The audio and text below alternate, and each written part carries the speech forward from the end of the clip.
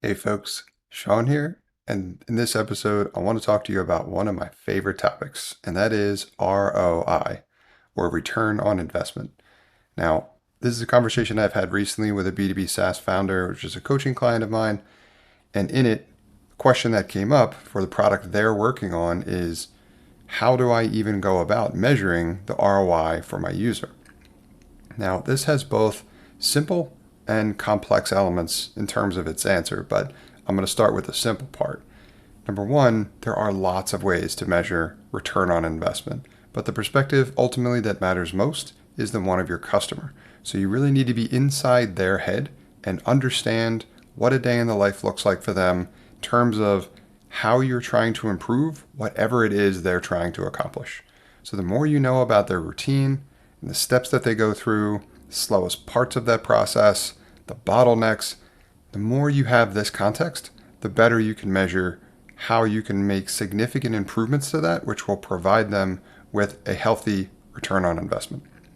Now, the number one thing that I'm often looking for as kind of a smoking gun in terms of where to get started and when it comes to even what our B2B SaaS applications should be doing, as in the problem they should be solving, is the step along the critical path of their operation that is the slowest, most time consuming, most painful, whatever. Some variation of that question should get you to the slowest step in the process. The slowest step in the process, coincidentally, is also the bottleneck. Think of it like an assembly line. If you were putting a car together, you had a car manufacturing plant, and you were putting pieces on the car, right? One part, the windshield goes on, another part, the doors go on, whatever, right? Everything goes together to start from a frame and to end up with a car that's fully operational rolling off the assembly line floor.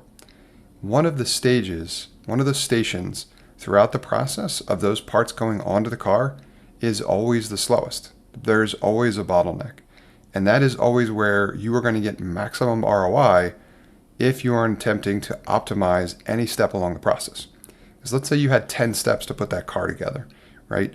And you're focused on step number 2. Maybe that's where the windshield goes on. But really, the slowest step in the process is step number 5, where the doors go on.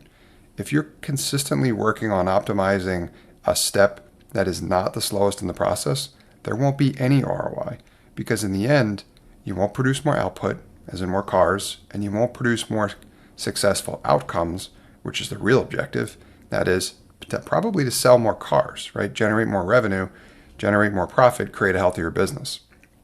So you need to be focused in the right area. And that scenario I just described, you're not solving the top problem. Someone might think that that's a problem. Someone might complain about that, but it doesn't mean that that's where they're going to get maximum ROI. And this is your piece of this process.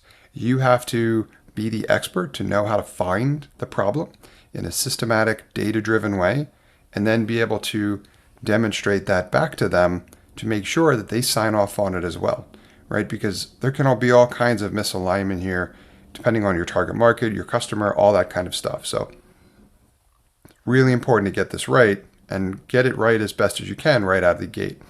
So if we switch from that step 2 to step 5 and we focus on optimizing that step, that's where you're going to maximize your potential for generating a healthy ROI for your users and your customers, because you're going to be speeding up the slowest step in the process.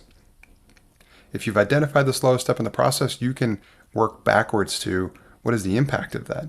Well, because it takes so long to put the doors on, you might be shipping 20% less cars, which means you're selling 20% less of them, which is a double-digit impact to your top-line revenue, which is undoubtedly impacting your profit, probably also raising your costs.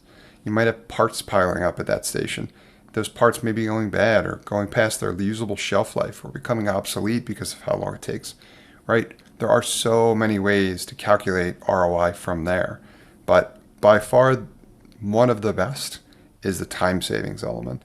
And that is a great place to start. So figure out how long each step along the critical process takes, and then figure out which one is taking the longest.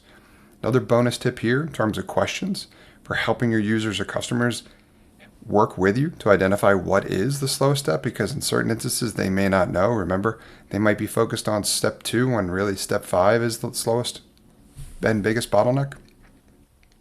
Ask them what were to break down in their process if they instantly, like at the snap of their fingers, had to produce twice as much volume in terms of whatever their process is.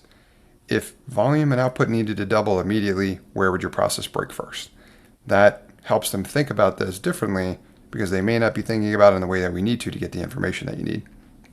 Start there, find out just how much time is being wasted, and then figure out how your B2B SaaS can help optimize that step. And the more dramatically you can improve that step through automation or time savings or whatever, leads to maximum ROI. And you can work backwards from there. After you've calculated how much that bottleneck is costing their operation, the more you're able to eliminate it, the more return on investment you're able to provide to them.